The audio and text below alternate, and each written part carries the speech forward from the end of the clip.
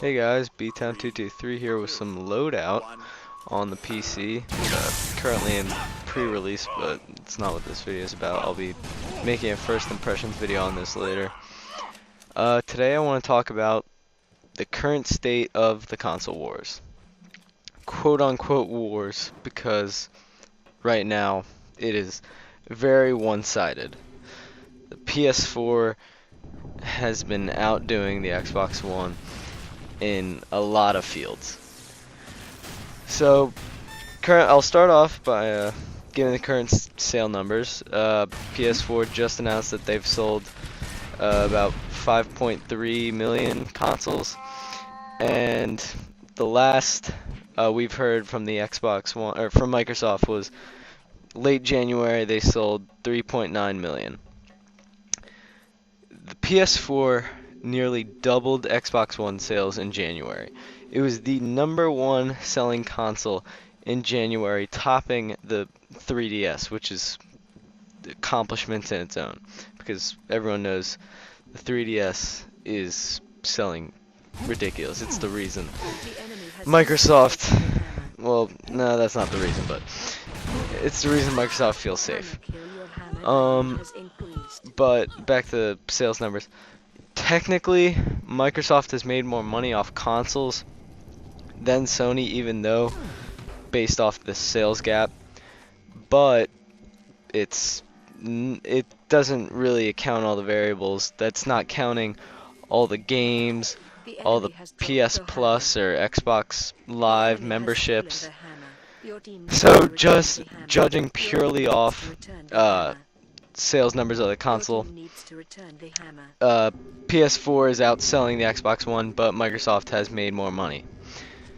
But I'd prefer selling more consoles than making more money, because that's like a continuous fan base that you can count on instead of just instant cash.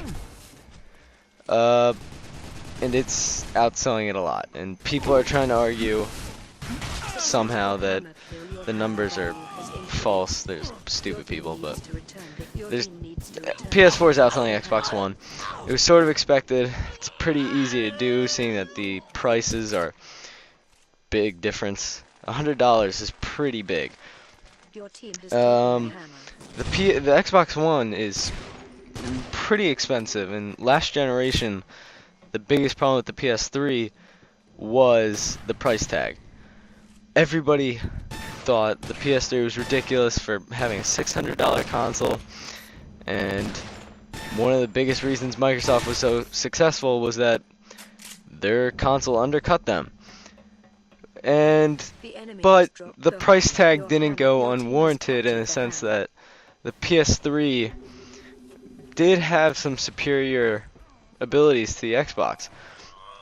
It had amazing graphics. I still remember the first time I saw MLB like 12 The Show or whatever, or not 12, but like MLB 11 The Show on the PS3, and my mind was blown. I thought it was like watching TV, and I knew this wasn't possible on the Xbox 360 because there wasn't enough money put into the console, but I understood that it was a cheaper price tag.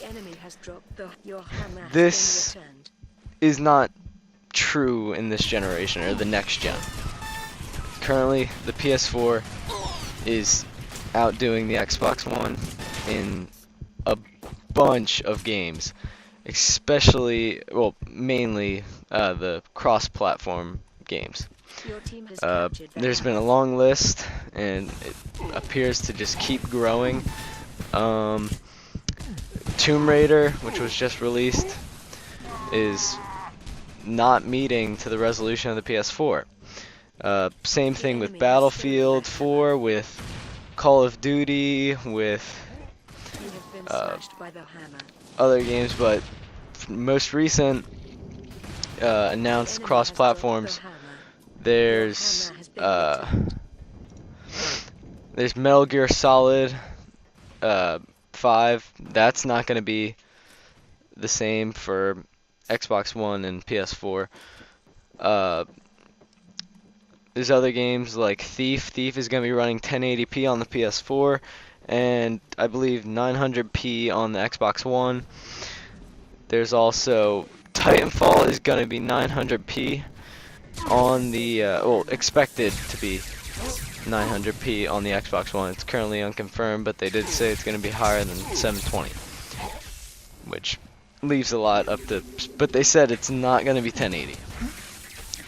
And I think this restriction is purely because of the Xbox One. I can't say for sure, but I feel like if Titanfall was released on the PS4, it would have been 1080p and 900p. I also think that if the game wasn't exclusive, they might have gone bigger than 6v6. I'm going to be making a video on my first impressions of Titanfall from the beta. I absolutely love it, but I don't have a problem with the team sizes, but I'm saying if it was not an Xbox One exclusive, had it been on a cross-platform, I really think they might have gone for 8v8 and just made the maps a little bigger / wider for more players. But I don't know exactly what Respawn was thinking, whether or not they were restricted by Microsoft or the Xbox One's ability, or whether or not they felt that was the best idea. Watch Dogs, that's going to be different in resolution, but I mean, it's getting pretty clear. And the fact that you're paying more for the Xbox One, a whole $100 more, and you aren't meeting the resolution abilities of the PS4 in any cross-platform games, and even now some of your own exclusives, it's not looking good. And that's not going to encourage Xbox One players to stick with the Xbox One. I mean, if I had originally bought an Xbox One and I heard about all these cross-platform deficiencies, I would be willing to buy a PS4 because that was $100 cheaper than the original console I bought, and then I would just get all the cross-plats for that because it looks better and same price. So it's not looking good for Microsoft. Maybe in the amount of money, the revenue they're making, but games-wise and actual performance-wise, it is not looking good.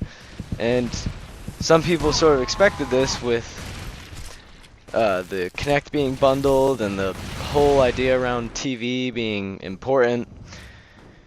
People thought, yeah, maybe there's probably going to be a lack of hardware, especially once we got the builds of the two consoles. There was going to be a lack of ability in the Xbox One, and pretty early on we're already seeing a lot of differences between the two consoles, and people that buy gaming consoles for gaming, which is the majority of the people that buy gaming consoles, are gonna start leaning towards the PS4.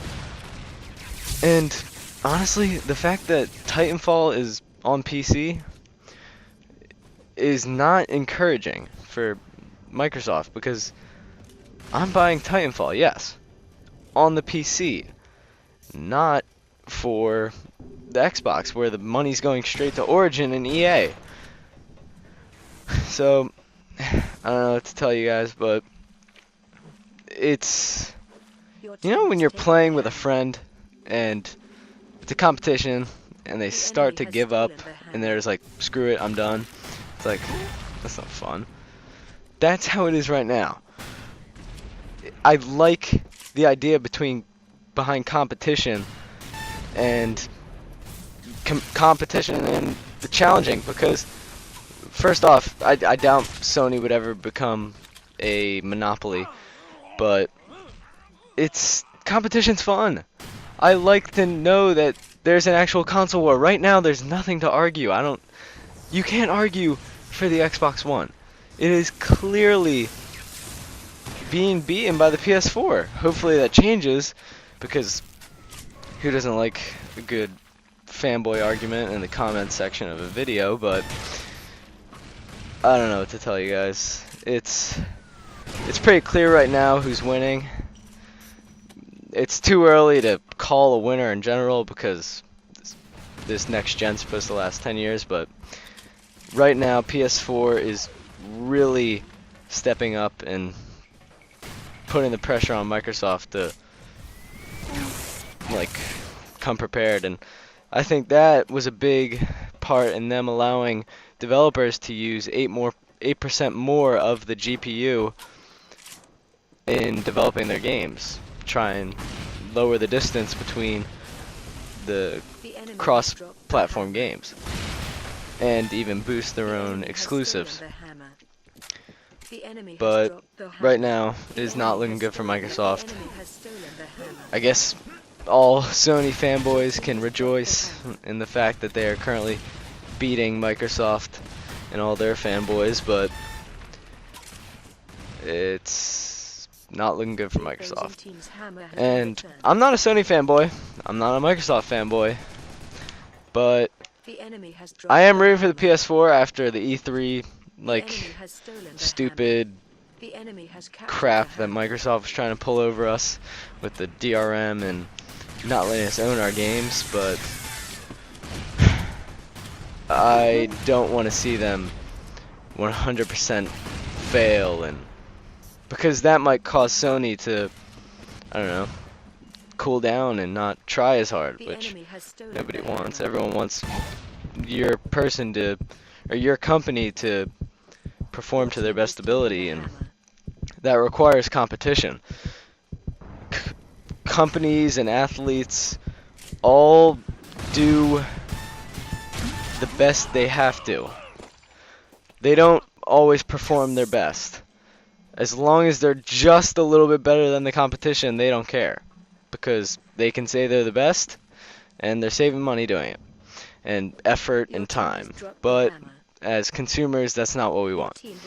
So Microsoft, somehow pull this one out of your ass and make your console better.